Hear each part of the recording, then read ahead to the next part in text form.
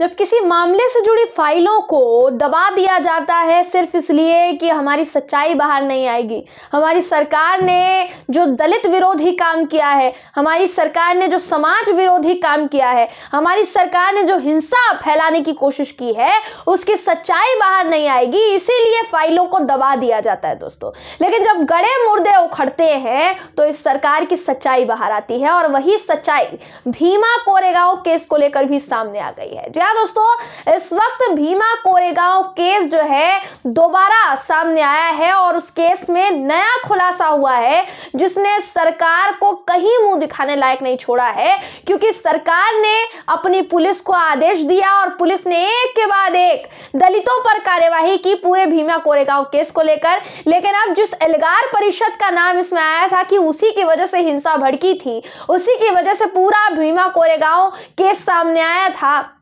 वो एल्गार परिषद कोई उसकी भूमिका नहीं है उस केस में। इस बात का खुलासा अब एक जांच अधिकारी ने कर दिया है दोस्तों, जिनके खुलासे के बाद से ही हड़कंप मच गया है। नमस्कार, मेरा नाम है जयंती झा।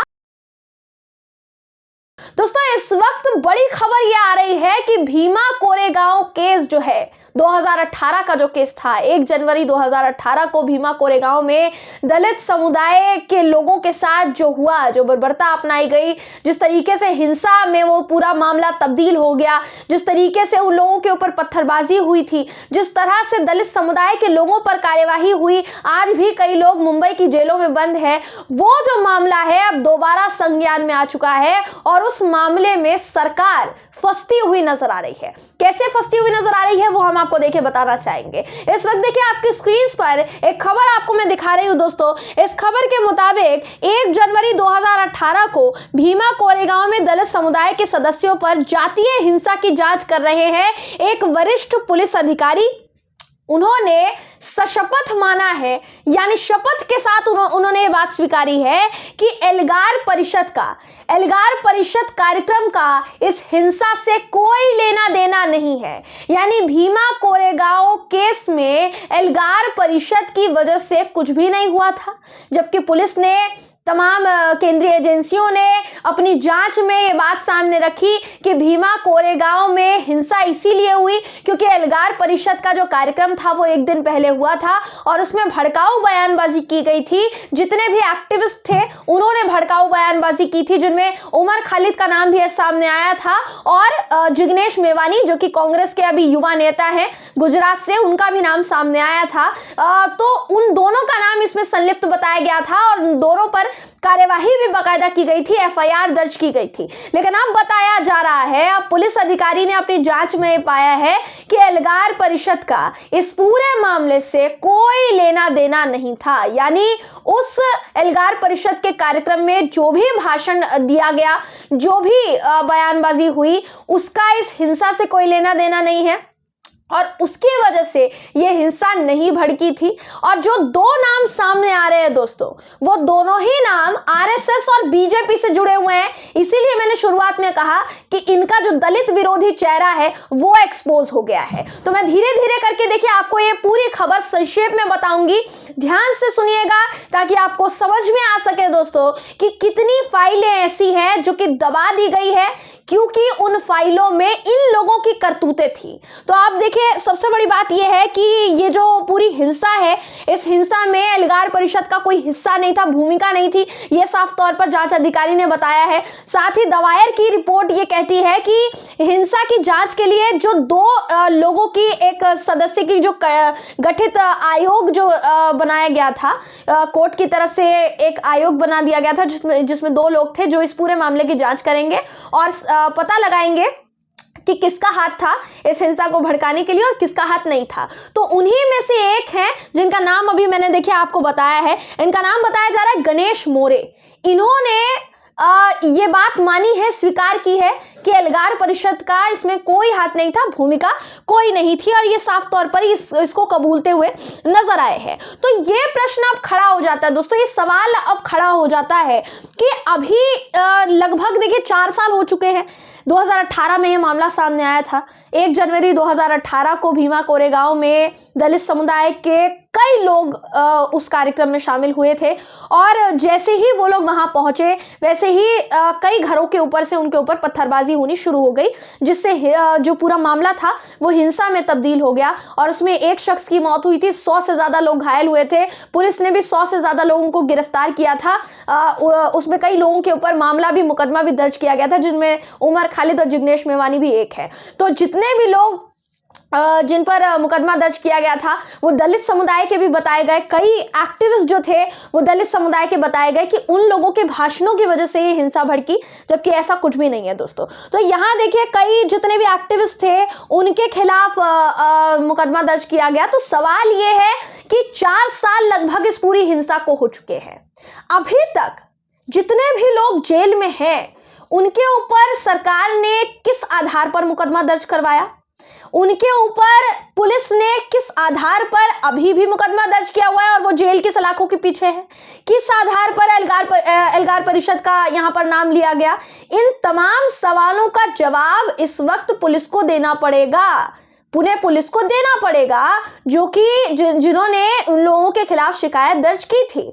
और अभी इस वक्त ये सारी चीजें निकलकर सामने आई है। देखिए एनआईए का नाम सामने आया, केंद्रीय एजेंसी एनआईए ने दावा किया था कि 16 एक्टिविस्ट हैं जिन्होंने भीमा कोरेगांव में अपने भाषणों से, यहाँ दोस्तों अपने भाषणों से भीड़ को उकसाने का काम किया।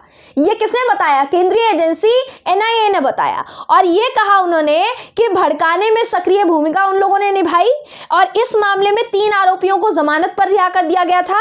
एक शख्स जो थे वो हिरासत में, उनकी मृत्यु हो गई थी और बाकी के जो 12 लोग हैं उनको अभी भी मुंबई के जेलों में बंद किया हुआ है, वो अभी भी सजा काट रहे हैं इस बात की।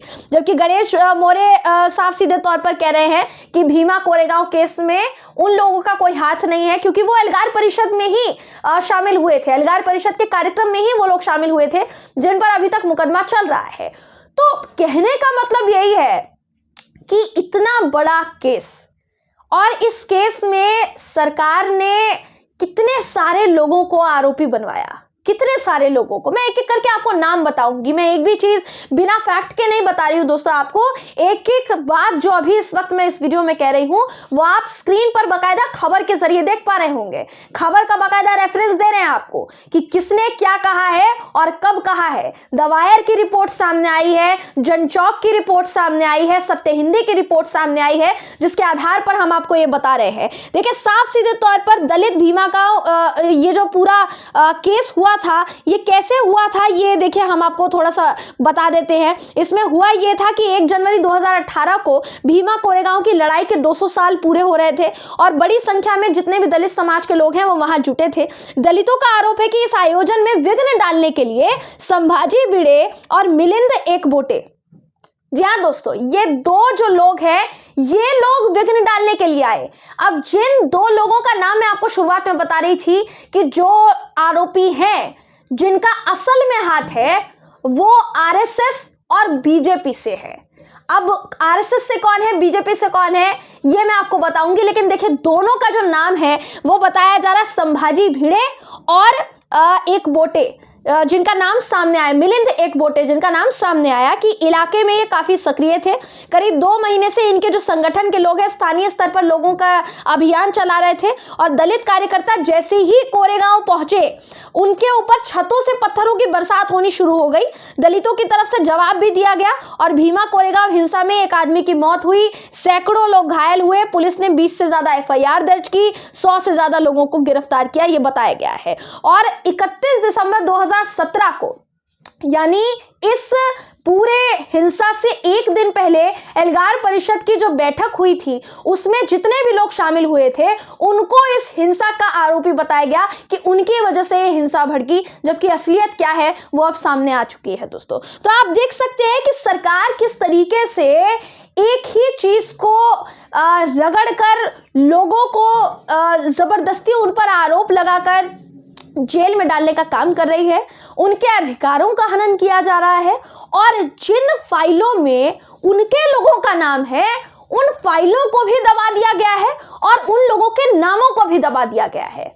जी हाँ दोस्तों, संभाजी भिड़े और मिलिंद एक बोटे, जिनका नाम अभी मैं आपको बता रही थी, इन लोगों का नाम यहाँ पर सीधे तौर पर सामने आया और इन लोगों पर ये देखिए आरोप लगा कि इन लोगों की वजह से ही ये जो हिंसा है ये भड़की थी। जबकि साफ तौर पर ये बात उमर खालिद ने भी स्वीकार की थी कि मेरा इस केस से कोई लेना देना नहीं है, मेरे भाषण की वजह से कोई हिंसा नहीं भड़की। आप चाहें तो मेरा भाषण देख भी सकते हैं, जाइए और YouTube पर मेरा भाषण डला हुआ है, उस भाषण को देखिए और मुझे बताइए कि मैंने उस भाषण में ऐसा क्या कहा जो हिंसात्मक लगा और उसकी वजह से अगले दिन ही हिंसा भड़क गई। तो मुझे नहीं लगता है कि मेरे बोलने की वजह से हिंसा भड़की है, लेकिन फिर भी मीडिया ने मेरा नाम उछाला क्योंकि मेरा नाम उमर खालिद है, इसलिए अब मैं ज्यादा मुसलमान खुद को फील कर रहा हूं। ऐसा उमर खालिद ने बयान दिया था जब उनसे 2018 में ही इस पूरे केस को लेकर बयान लिया गया था, जब उन पर केस दर्ज हुआ था। तो देखिए साफ सीधी बात है दोस्तों कि यहां सरकार ने यहां पर सीधे तौर पर एक शख्स को फंसाने के लिए इतना बड़ा गेम रच दिया, हिंसा तक हो गई और दलितों का नाम यहां देखिए साफ तौर पर सामने आया। जिन एक्टिविस्ट की बात की जा रही थी कि उन एक्टिविस्ट को गिरफ्तार किया गया है, उन लोगों पर केस दर्ज किया गया है और उन लोगों को फंसाया गया है। साफ तौर पर उन लोगों के खिलाफ केस दर्ज करके उन लोगों को फंसाया गया है। देखिए यहां मैं आपको बताना चाहूंगी दोस्तों कि जितने भी लोग जिन पर पुलिस ने आरोप लगाकर मामला दर्ज किया, मुकदमा दर्ज किया, वो कौन कौन से लोग थे मैं आपको बताती हूँ। दलितों के लिए काम करने वाले सारे एक्टिविस्ट हैं, कार्यकर्ता हैं, वरवर राव, सुधा भारद्वाज, अरुण फरेरा, गौतम नवलखा, वर्नो गोंजाल्विस, स्टैन स्वामी, ये सभी जितने एक्टिविस्ट थे, इन लोगों पर आरोप लगाया गया कि एक दिन पहले जो ये लोग एल्गार परिषद की बैठक में शामिल हुए या कार्यक्रम में शामिल हुए, इन लोगों ने हिंसा भड़काने का काम किया है। जबकि अभी आप देख सकते हैं कि सबूत आपके सामने है, बयान आपके सामने है, जो जांच कर रहे थे उन्होंने ही बोल दिया है कि एल्गार परिषद की कोई भूमिका नहीं है। अब देखना ये होगा दोस्तों कि अभी इस वक्त महाराष्ट्र में भाजपा की सरकार है। भाजपा जो खुद को नैतिकतावादी पार्टी बताती है, कहती है कि हमारे राज्य में किसी के साथ अन्याय नहीं हो सकता। क्या भीमा कोरेगांव की ये सच्चाई आने के बाद सरकार उन लोगों पर कार्यवाही करेगी जिन्होंने अभी तक उन लोगों को जेल में रखा हुआ है जिनकी कोई गलती नहीं है, जिनका कोई कसूर नहीं है, जिनका कोई नाम नहीं आया था, जिनकी कोई भूमिका नहीं थी उस केस में? आज भी वो लोग अपनी जेल में सजा काट रहे हैं। तो फिर एल्गार परिषद का नाम क्यों लिया गया? 4 साल से दलितों के पीछे क्यों पड़ी हुई है ये सरकार? ये सबसे बड़ी बात है। तो फिर इस सरकार को दलित विरोधी क्यों ना बताया जाए, ये सरकार ही खुद बता दे। ये सरकार को बताना चाहिए, हालांकि बताएगी नहीं बताएगी ये देखना लाजमी होगा दोस्तों। बहरहाल इस खबर पर आपकी राय क्या है कमेंट करके जरूर बताइएगा। वीडियो अगर आपको पसंद आया हो तो वीडियो को लाइक और शेयर करना ना भूलें। फिर मुलाकात होगी आपसे किसी ऐसी ही खबर के साथ, तब तक के लिए नमस्कार।